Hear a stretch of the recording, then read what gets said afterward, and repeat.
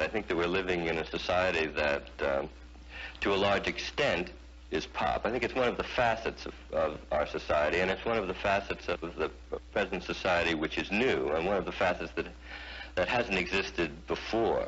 But it's made, in a way, partially a new landscape for us in the way of billboards and neon signs and all of the stuff that we're very familiar with, and also literature and television, radio, so that almost all of the landscape, all of our environment seems to be made up partially of a desire to sell products. This is the landscape that I'm interested in portraying, and I'm also not only portraying it, but I'm working in the style of it, or a style which at least parodies the style of everyday art and everyday society. I'm interested in portraying a sort of anti-sensibility that pervades the society, and a kind of maybe gross oversimplification. I use that more as style than as actuality. I really don't think that art can be gross and oversimplified and remain art. I mean, it must have subtleties, and it must sort of yield to a kind of aesthetic unity. Otherwise, it's not in the realm of art. It's something else, probably. But I think that using it as a style, I think it gives it a kind of brutality and maybe hostility that is useful to me in an aesthetic way. I don't mean that industrialization is attempting to be hostile. That's not the point. But the aggressiveness is aggressive to the point of hostility, I think. And it's this kind of thing which can, which I think forms or crystallizes into a kind of style.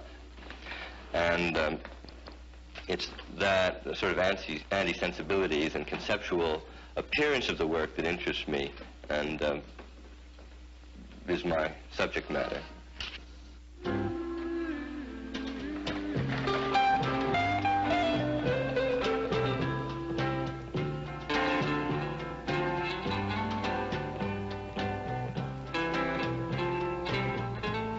The new sensibility that I'm trying to bring to it is apparent anti-sensibility, but it is a new sensibility. I think that's the important part of it. It's probably not so much that it is apparent anti-sensibility, but it's a new sensibility. It's a modern sensibility. Instead, say, of thick and thin paint, which might be the European sensibility, I'm using flat areas of color as opposed to dotted areas, which imitate Ben-Day dots in printing and become an industrialized texture rather than what we're familiar with as a paint texture. So that by juxtaposing two kind of commercial textures together, I'm really involved in a relationship between texture in this instance, as well as color and the other things, but that it's a modern industrial texture, and it's not one that is nostalgic or that refers back to European painting or American painting up to now.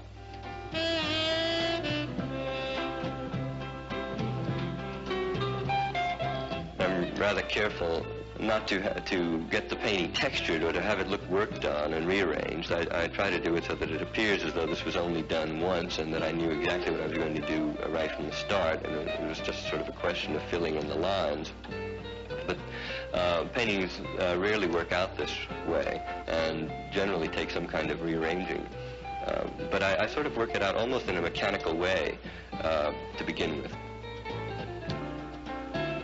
I think that whatever approach one uses, that he ought to go as far as he can with it in order to make it have as much impact as possible.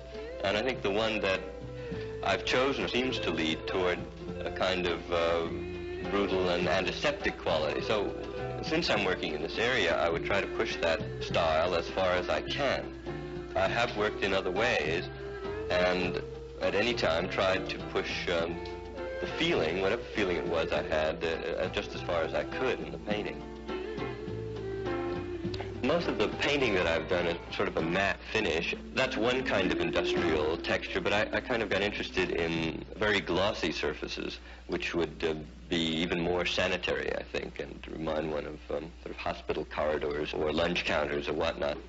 I've used this Rolex plastic because it has a three-dimensional quality. The surface is reticulated and forms sort of a lens whereby with a change of light or a change of movement, the background will seem to change.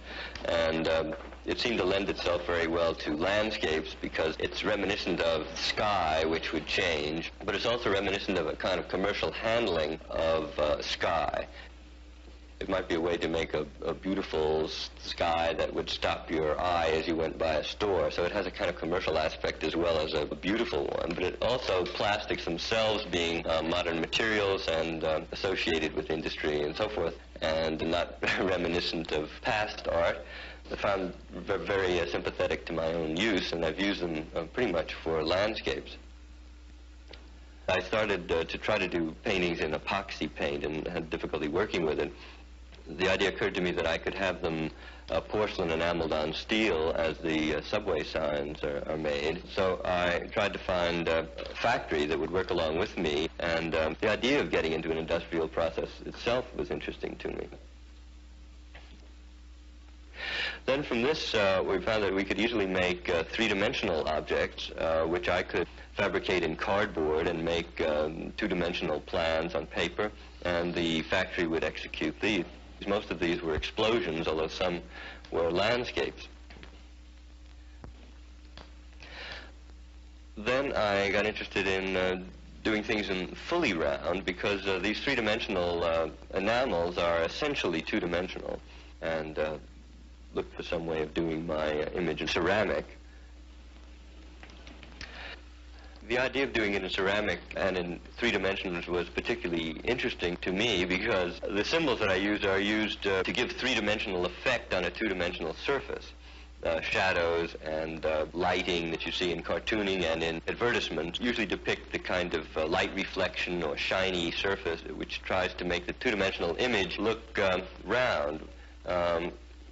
Well, let's imagine an ad in which cups and saucers are being advertised, and on the surface of these in the newspaper we have light and shade, which is depicted in either flat black marks or in half-tone dots.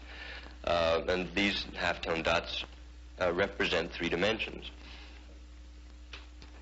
But to put these half-tone dots and these same two-dimensional symbols on an actual three-dimensional surface and to make a cartooned image, the symbols of which seem to be associated, let's say, with a flat working two-dimensional surface, was something that interests me quite a bit.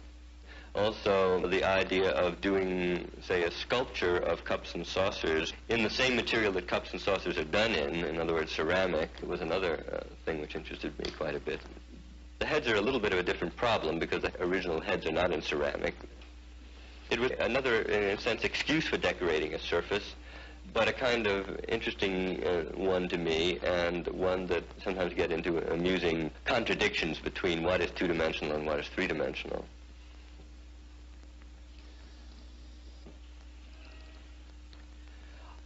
It's very hard to say why I started to do cartooning. I began again in 1960-61 to paint cartoons still involved in a kind of abstract expressionist format of painting, using humorous sort of animated or animal cartoons like Mickey Mouse and Bugs Bunny and things. The paintings I don't think were successful at all, and I've destroyed most of those paintings. But in '61, got the idea of doing one fairly straight, where the painterliness which had been in my abstract expressionist paintings was no longer part of the painting, and the kind of texture that I would use would be the commercial texture of half-tone dots and flat printed areas. I go through comic books looking for material which seems to hold possibilities for painting, both in its visual impact and in the impact of its written message, which I rarely make up. I don't think I'd be capable of making them up. But I try to take messages which which kind of universal, or in a way either completely meaningless or so involved that they become ludicrous. When I did it, I had no idea that anyone would be interested. In fact, I really felt as though no one in the world would look at these, because they were certainly humorous, and I was serious about them as paintings, but certainly recognized the kind of, recognize how other people would see these works. I know that my work has been accused of looking like the things that I copy, and it certainly does look like the things I copy. And I think a lot of this is that people assume that similar things are identical. But it is that quality, whatever art is, that transforms the work of art to be something different from the subject matter. And I believe I'm transforming this into something else, or at least that I'm forming art. There's no way to prove this.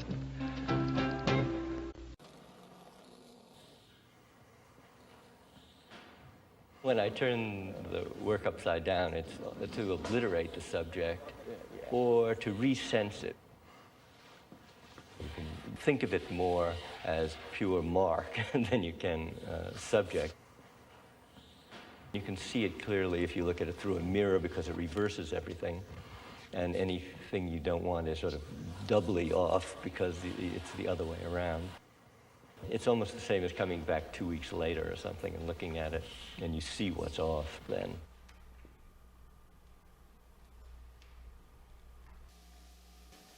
Art's about something that's entirely different from what my original sources were. And I like the contradiction.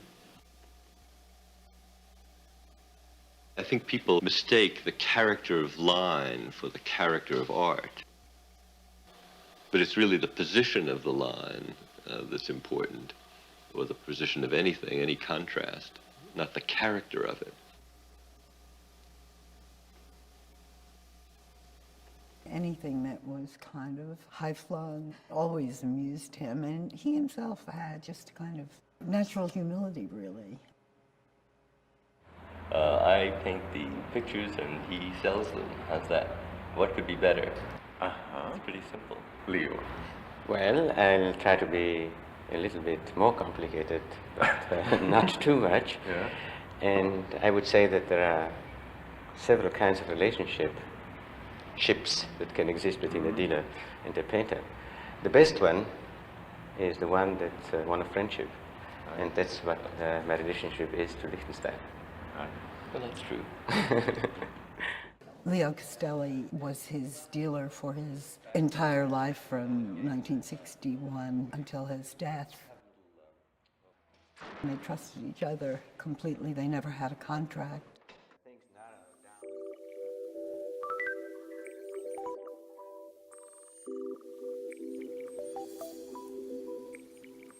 As Roy started to become kind of more successful and better known, he used to joke and say, someone's going to be tapping him, "Mr. Lichtenstein, it's time for your pills." And he'd be in a wheelchair and with his hat cocked on his head. And he would still be living in Oswego, New York, snowed in. And this would all have been a dream.